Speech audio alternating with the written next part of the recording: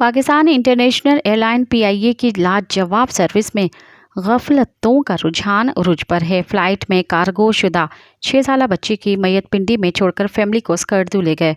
تفصیلات کے مطابق 6 سالہ وجاہت آج صبح پنڈی میں وفات پا گیا تھا۔ والدین نے آبائی علاقے میں جلد پہنچانے اور تدفین کے لیے بچی کی میت PIA سے کارگو کروائی۔